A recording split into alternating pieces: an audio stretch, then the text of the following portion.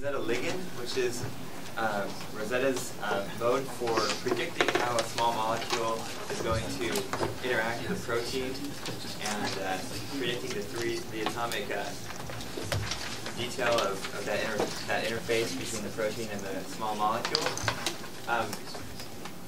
Just to show you the power of this method, here's a paper that was published by a student that just graduated from the minor lab last year.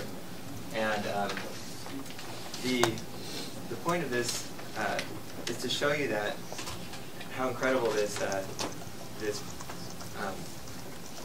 ligand docking feature can be. It uses, usually when you do small molecule docking, you do comparative modeling with it, and we've been talking about comparative modeling. And so what we've done here is this Ligand transporter, which was taken from a bacteria called I can already say Aquifex aeolicus. Aeolicus. It grows in the underwater volcanoes and hot springs and stuff. And so the Ligand transporter for leucine transport only has 17% sequence identity with serotonin transporter, and yet and it's about 50% in the binding pocket, and still Rosetta Ligand with low sequence identity was able to predict the structure of the serotonin transporter in complex with serotonin analogs. So you can read more about that in that paper, but I think that's really cool. I would also like to say that I published something on this too. If you want to look at it, it's in the ACS Chemical Neuroscience. So I want to look at it. You'd be the first one. Okay. I just want to say that. So a little history of Rosetta Ligand. Jens Myler, our PI, he introduced it in 2006, and back then it modeled flexibility by allowing you to provide an ensemble of different protein backbones and an ensemble of ligand conformations, and also did the rotamer sampling to sample different side chain conformations. Then in 2008, Christian Hoffman, he added some additional feature where you can sample the ligand rotatable bond angles more effectively. Later on in 2008, Ian Davis added a feature where you can do backbone flexibility near the binding site, so it's not a global backbone flexibility, but and he showed that this could improve our results. And what I've been working on in the latest release of Rosetta is that you can dock multiple small molecules simultaneously, and that can include water molecules or ions that you want them to move around a little bit with your ligand. I'll be talking about these XML scripts, which are very customizable protocols for small molecule docking. So let me go through the Rosetta Ligand algorithm, and this algorithm comes out of this paper, basically. The Rosetta Ligand paper, which is produced in published in 2009. This is the algorithm that I'm going to talk about. You select a backbone from an ensemble that you can provide. You select a ligand conformation from an ensemble of conformations that you can provide as well. Of course, if your ligand is rigid, you wouldn't need to provide an ensemble of conformations. And then there's an initial placement step where Rosetta doesn't find binding sites, but it predicts. So it's not going to search your whole protein. So you sort of have to have an idea of where the putative binding site would be. And Rosetta's going to look around in that binding site for the best orientation and position of the ligand. So you got to have an initial place to put the ligand based on what you understand about that protein. There's an initial translation that takes place, and this is these steps translate and rotate, slide together. I call those 3 steps low resolution, and so these are like large movements before the refinement takes place. So under the translate step, these are large movements. They could be 5 angstroms, several angstroms movement of the ligand in any direction. And you'll specify, I'll show you how later on how to specify how large that movement should be. And so after the translation, there's a rotation of the ligand. And I forgot to mention, in the translate step, the only criteria that is examined there is whether or not the ligand, after being translated, is clashing with the protein. So it's looking at attractive or repulsive scores, and it'll just keep trying to move the ligand, and if it lands somewhere where it's not on top of the protein, then it's just accepted. That's the initial step. And the same goes for rotation. If the rotation were to rotate it this way, you'd be on top of the protein, so it won't do that. You are not defining active site. Say it again? You are not defining active site. Not defining the active site? Well, you have to define a region where you want to sample. You'll see later on in the details of the tutorial that what you do is you define the initial position and the size of the sampling area.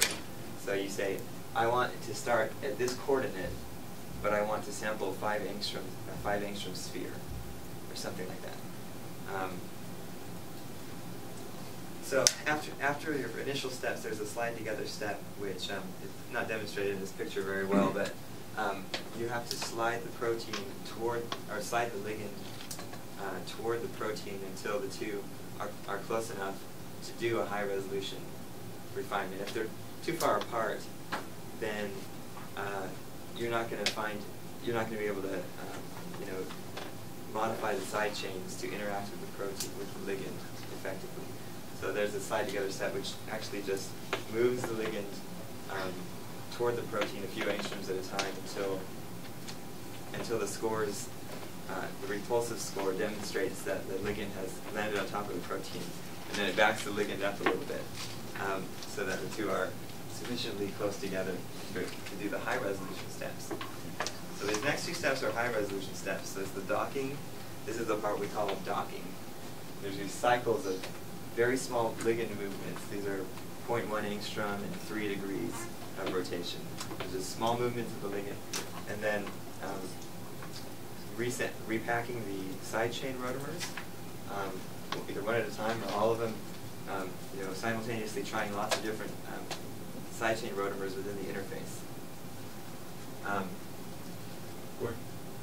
Yes, question. It is something similar to Rosetta match or something like this? Is it similar to? Rosetta match. Matcher. It's not, the code isn't related to it at all. I'm not an expert on the Rosetta match, although I've read about it, but I haven't done too much with it.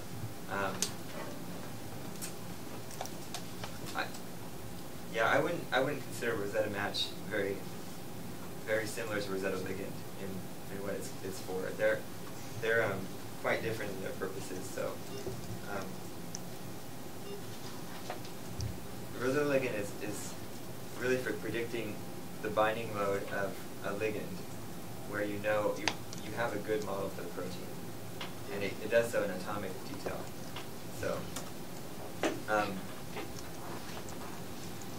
now in this image, I forgot to mention that I've selected some residues in red. Those are ones that are within 6 angstroms of a ligand atom, and they're selected because we actually only in certain steps of Rosetta ligand, we only deal with the interface residues, which are defined as those residues close to your ligand. So in the docking cycles, we're only sampling side chains in the interface. There's also in the high resolution refinement step, we can do backbone flexibility or backbone minimization, and we only minimize backbone residues that are in the interface. So you can combine this with other Rosetta tools to do the entire protein if you want to. but for the speed of doing many models of docking, or many, if you set your instructs to 1,000 and 10,000, it's going to be very quick because we only look at the interface in a lot of these steps. So this is putting it all together. This is a little movie where I've docked acetylpepstatin into HIV protease, and the output, this is the output of 1,000 models, and you can see the flexible ligand. I haven't shown all of the side chains, which should be, if I show the side chains, they would all be moving around, and you see all the different side chain rotamers being sampled. And I didn't do backbone minimization here, so you don't see a flexible backbone. But after you produce all these models, the next step would be to, to rank your models and find the models that have the lowest Rosetta energy. Those should be the ones that are the correct position of your ligand. So let's see. How good is Rosetta ligand? These are some results to show you that it's something worth using. In a benchmark study that was published in just last year, or actually this is 2 years ago now, the criteria for a successful docking study is that the top ranked model by Rosetta energy is under 2 angstroms. So I think in these cases there was only there was about 1,000 structures per model, or 1,000 structures per protein complex that we're looking at. And so in the first table here, we had 20 different protein complexes that are from a diverse collection of protein families, bound to different types of ligands. And self-docking case is where we're putting the ligand, we're starting with a crystal structure that has the right ligand bound to it, but Rosetta ligand is asked to predict, starting with the correct crystal structure, to predict where that ligand binds. And in that case, we see that we get, when we add flexible backbone results, we get 14 out of 20. Without the flexible backbone, we had 10 out of 20. And the cross-docking studies where you have 2 crystal structures, same protein but different ligands, and then you swap ligands, and then you see if Rosetta can predict what the crystal structure should look like. It's a much more difficult study. And so in that case, with the flexible backbone, we get 10 out of 20. So we get half of our models correct, under 2 angstroms for the top model.